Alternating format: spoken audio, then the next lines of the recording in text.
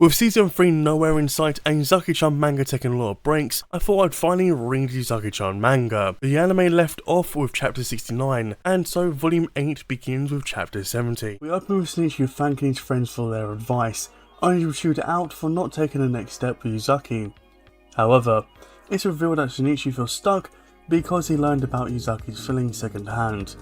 When asked if he plans to confess to Uzaki, he admits he's unsure of what to do or say. To help him out, they decide to have Shinichi practice with Asai. Things quickly start to escalate during the practice, and just when it seems like things are getting out of hand, Uzaki walks in on them. Hana understands the situation somewhat, with Asai taking all the blame.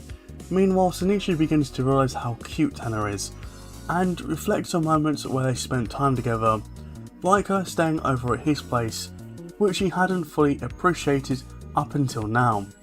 Determined, Shinichi declares he should confess to her immediately. However, he's advised to calm down because Hana is not in the best mood after what she saw. He manages to compose himself but feels he needs to talk to one more person. He heads to the gym to find Fujo. Bursting in, he asks Fujo for permission to date Hana, exclaiming that this is the first time he's ever felt like this. Fujo is visibly moved, nearly tearing up, and despite trying to convince himself otherwise, he knows Shinichi is right for Hana. However, Shinichi is at a loss on how to confess to Hana, with Fujo telling him to pretend he is Hana. No matter what though he tries, he just can't see Fujo as Hana. With the others being updated on what's going on, they back Shinichi up, remarking that this wouldn't have happened if it had just put the full name on his card. Despite their support, Shinichi abruptly yells for them to stop, stating he doesn't deserve praise like that, and he heads home feeling conflicted. On his way home, he reflects on everything that's happened with him and Hana. Coincidentally, he bumps into her, and she mentions he's been tracking him down because of how strangely he was acting. Seeing her face leaves Shinichi unsure of how to act. To avoid letting on that something is wrong, he plays it cool and walks away. However, even though he believes he can suppress his feelings, in that moment, he sees his chance, and we begin with Uzaki and Shinichi sharing a meal at his house, where the tension between them is palpable. Shinichi is determined to pick up where they left off, and he nervously asks her to sit down. Though he regrets blurting it out, he has come too far to back down now. As they sit, he struggles to find the words, but manages to explain that he wanted a more appropriate setting for this conversation. Apologising for not handling it better, he admits how long he's been holding back his feelings. However, his response upsets Uzaki, who apologises in return but needs to confirm his sincerity, asking him to say it again.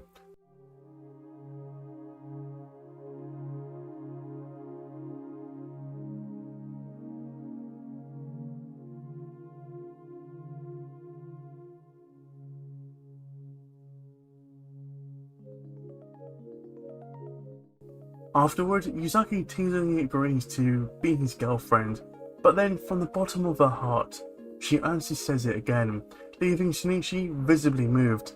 The scene closes with Uzaki clearly happy about their new relationship. The scene transitions to Uzaki reflecting on how she initially thought her ears were playing tricks on her, but once she felt Shinichi's hand, the reality sank in.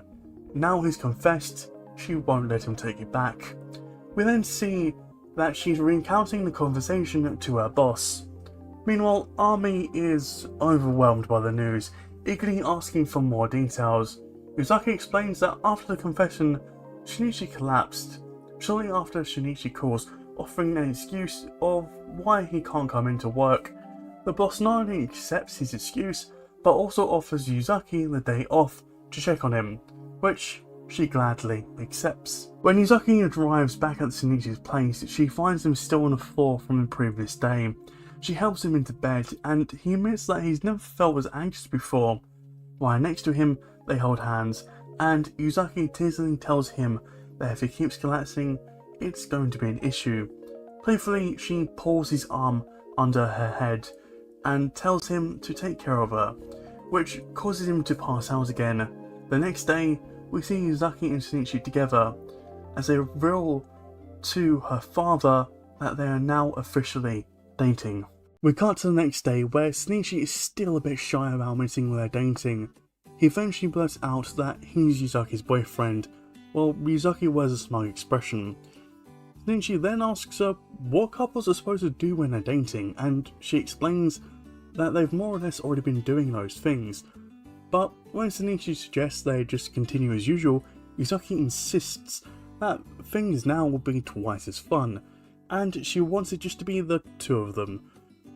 They start making a list of places they want to visit, though Shinichi claims he's already satisfied with their relationship.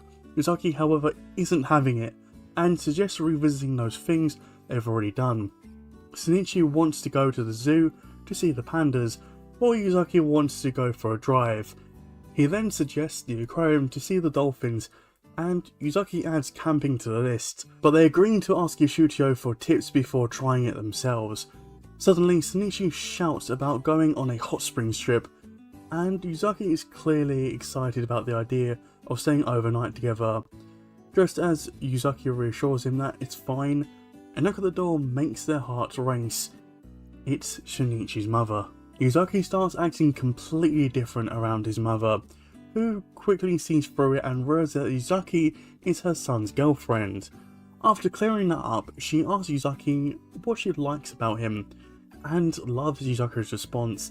The mother reveals that she brought side dishes as a gift for both of them, though Uzaki explains she's been making dinner for them both. His mother gets upset that Uzaki was cooking for them even before they were officially dating. When she finds their list of activities, Shinichi takes the blame for getting carried away, but Uzaki clarifies that she does those things because she wants to. She mentions that Shinichi can be a bit too estranged at times. After receiving a blessing from his mum, she heads off, leaving us with a scene of Shinichi's dad playing with his little sister. We see Shinichi and his friend playing football, with him scaring one of the others. Uzaki appears and we learn that Shinichi is avoiding the gym because it's still a little awkward for him to show his face there. The group talk about not having girlfriends, only to discover that one of them actually does.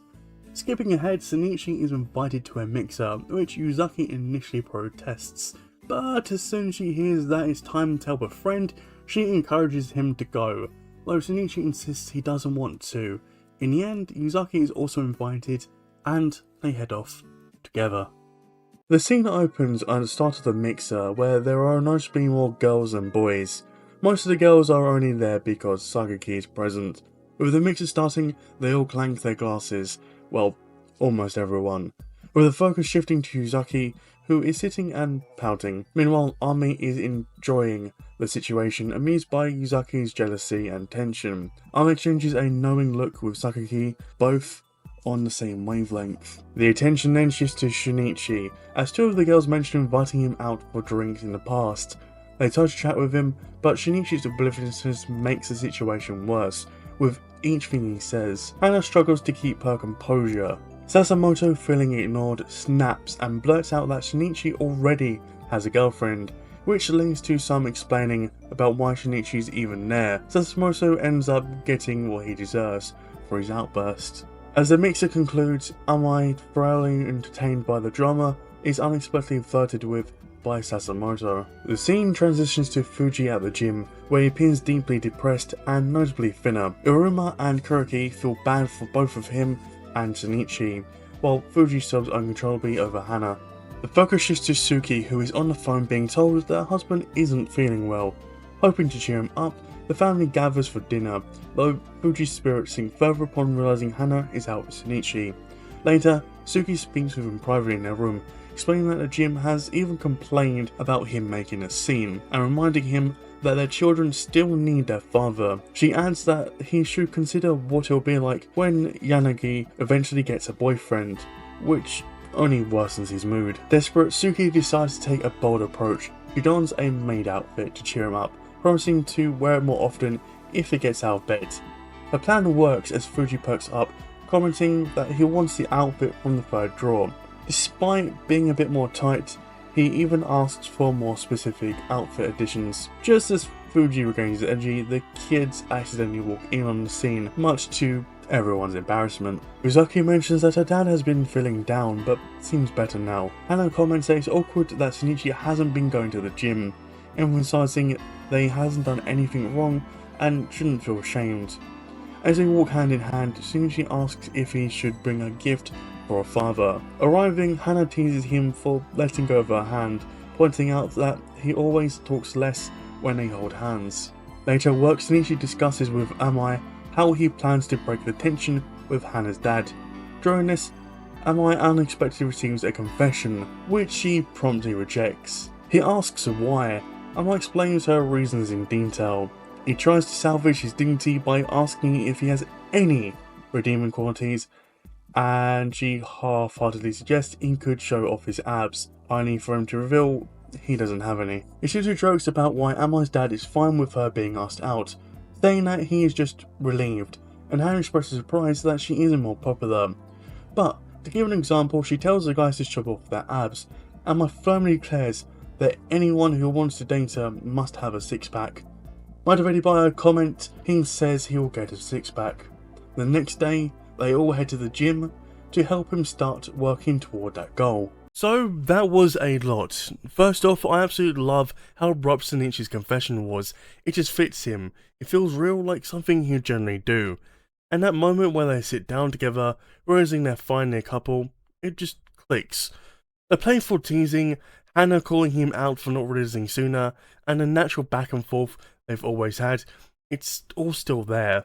But now, with the added layer of comfort and connection, her jabs feel more affectionate, and seeing them so chill around each other, writing out that list, realizing they're basically dating even before they made it official, it's the kind of payoff I've been waiting for. And her expression when they finally says they're officially dating is gold. Volume 8 to me really highlights what makes this series special. The build up, the chemistry, and especially how it handles more mature topics. Sure, they still blush, and there's still a refreshing realism here. None of that, oh no, we can't talk about this trope. It treats them like young adults, that they are, and honestly that's what I've been craving in romance stories. There's a lot more I'd love to unpack, but I'm gonna save that for a full romance breakdown episode on this couple. It's coming, just not quite yet. Also, as a little bonus, we dipped into volume 9 and covered a few extra chapters, but heads up from now, I was skipping the ones that didn't focus on the main duo. So with that, the next video will dive into volume 10, starting with chapter 86. Until then, I have been FearfulMilk. Thank you all for those who have been supporting this channel, and I'll see you all in the next one. Take care, everyone.